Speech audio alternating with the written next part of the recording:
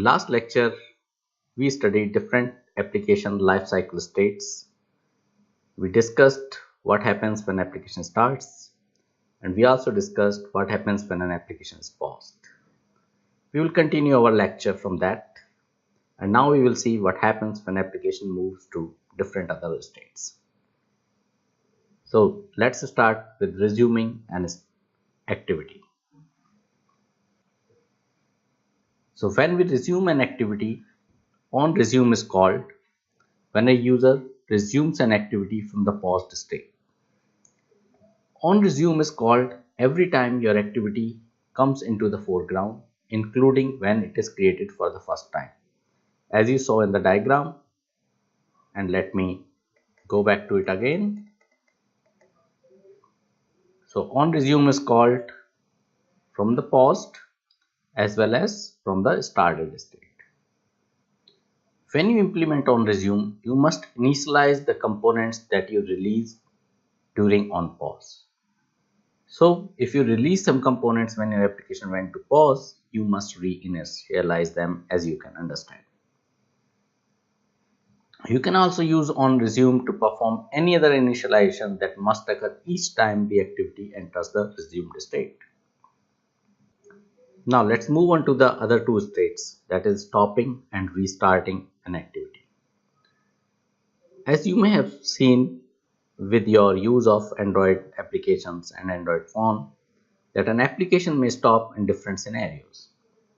For example, from time to time, you switch between one application and another. That is, you go through all your recent apps windows and you choose one application over the another application. In this case, the activity in your app that is currently in the foreground is stopped, and if you return to your app from the home screen launcher icon or the recent apps window, the activity restarts. So many times we do that we press our active application list and we start working on the same application where we were working before. Similarly, if an application starts a new activity in your application. Similarly, if a user performs an action in your app that starts a new activity. The current activity is stopped when the second activity is created. If the user then presses the back button, the first activity is started. The user receives a phone call while using your app on his or her phone. In this case, the phone application starts, your activity of your application stops, and when you go back, your activity on your application starts again. We use the methods onStop and onRestart to handle the situations that arise because of this stopping of an application or restarting of an application. Let us first see stopping an activity. So once onStop is called, the activity should release almost all resources that are not needed while the user is not using it. This is an essential step because onStop is just one step above onDestroy. That is the destroy method. So whenever onStop is called, you may safely assume that user may simply be leaving your application and your application may need to be destroyed, which means that you must release almost all resources that the user has been using.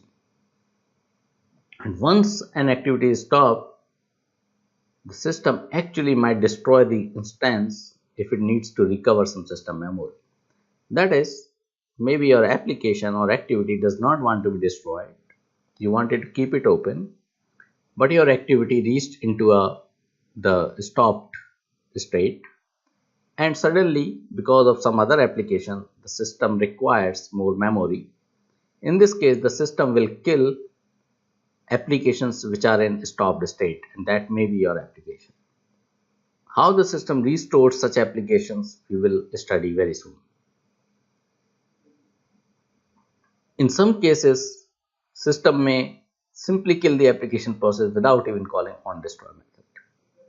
All this indicates to our first point, that is, whenever the onStop is called, you should try to release all the resources that you have been holding.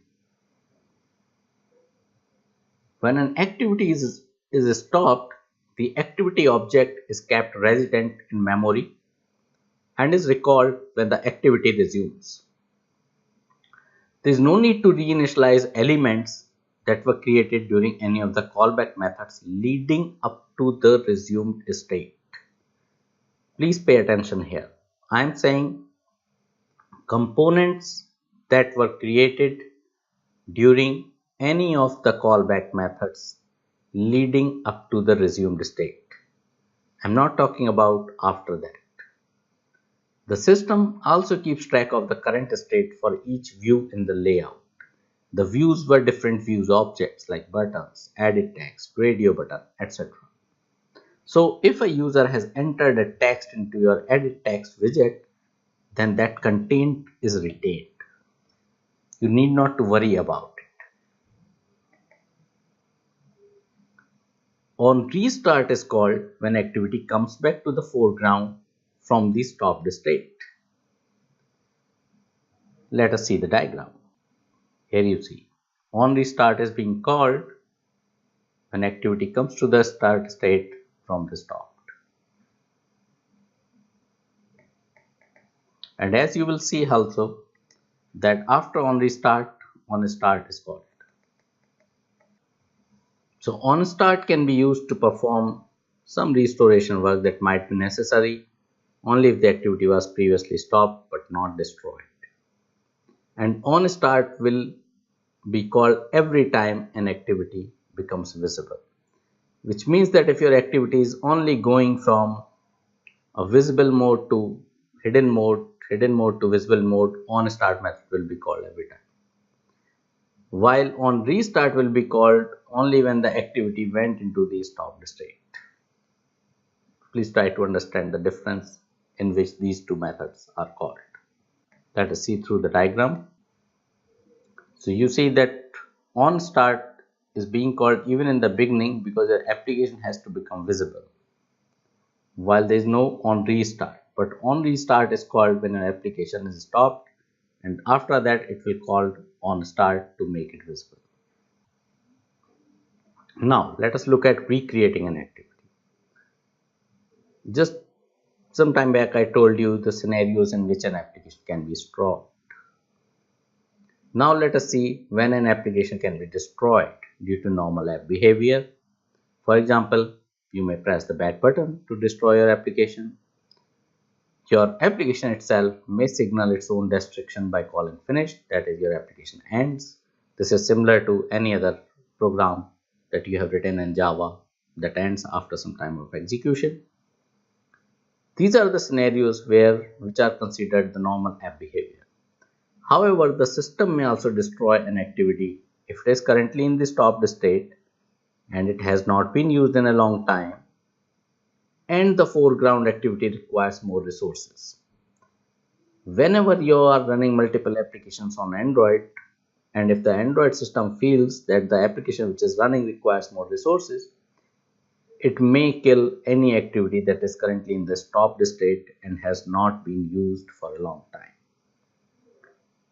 However, because it is the Android system which is killing the application, before destroying the application, it creates a new instance in case the user comes back to that application.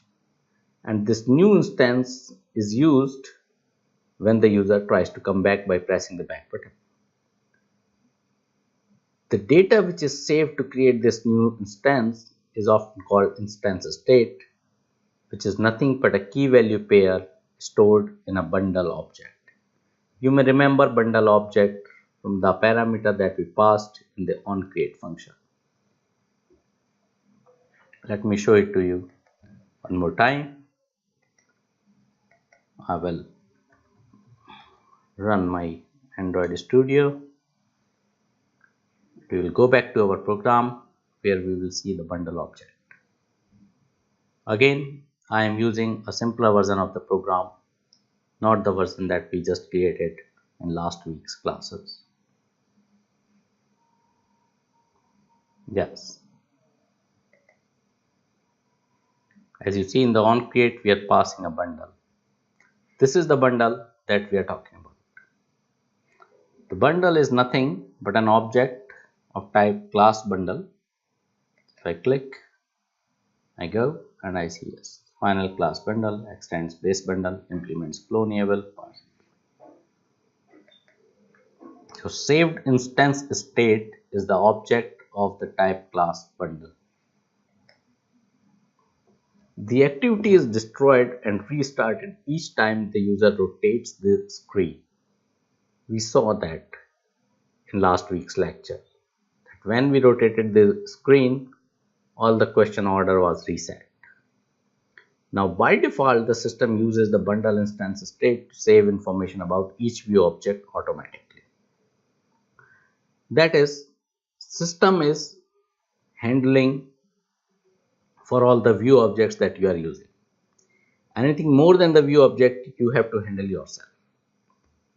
So suppose if we were displaying multiple questions 1, 2, 3, 4, which are being monitored by progress of the index in the array, the integer variable that I am using for the array needs to be maintained by me as a developer, while the view objects, that is the buttons, the text, edit text, text view fields, they will be maintained by the system. So all the other state information, for example member variables, need to be saved by the app, by you. You will have to code for it. How do you do that? You override the onSave instance state callback method.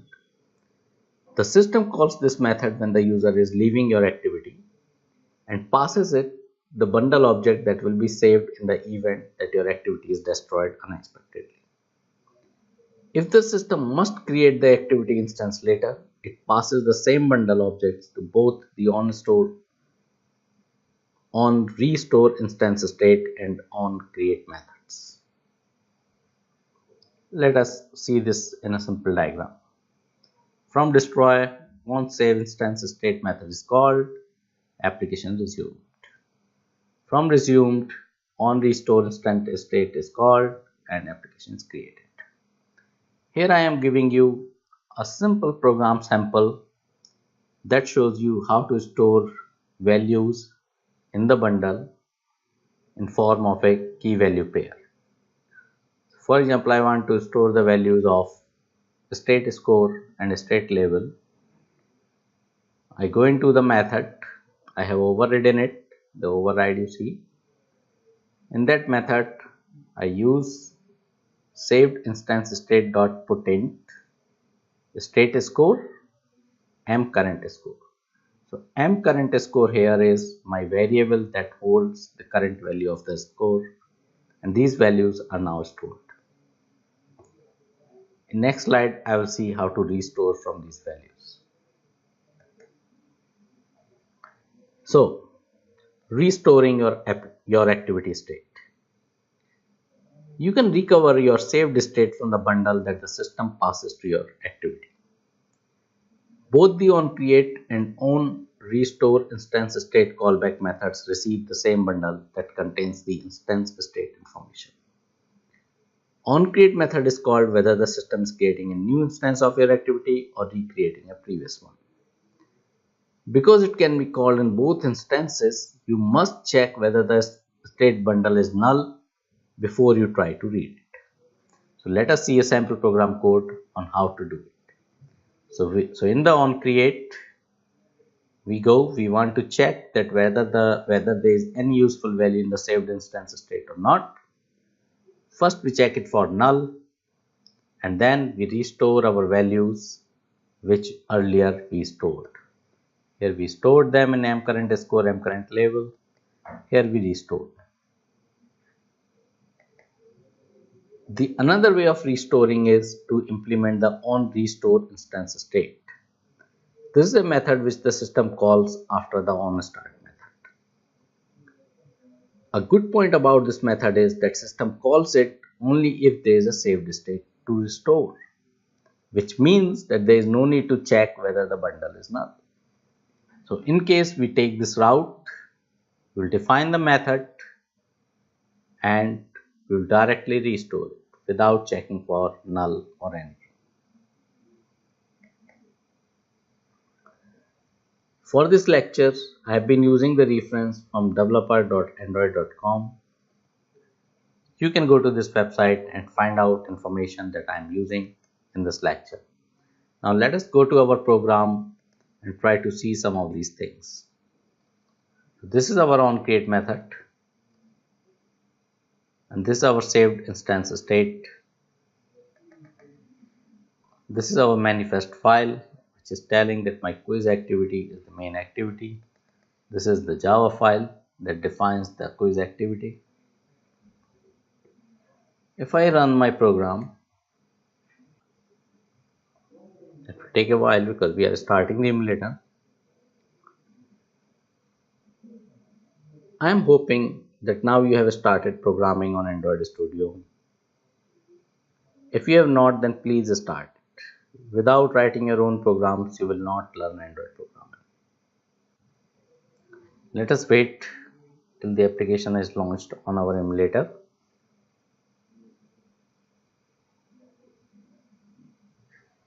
Yes, so as you see, it is a simplified version of our quiz app. Press true, I press false, nothing happens. Let me rotate my phone. Now when I rotated this phone, you cannot see a change, but if we had moved to another question, it would have been restarted from the very beginning. Because every time to rotate your screen, your application goes through the complete cycle. And because we are not implementing nor storing anything in saved instance state, I will lose the value that I may need in order to maintain current question count. That is it for this lecture. In the next lecture, we will learn how to do logging in Android. Logging is a very important feature both to do debugging as well as to understand the behavior of an application. Thank you.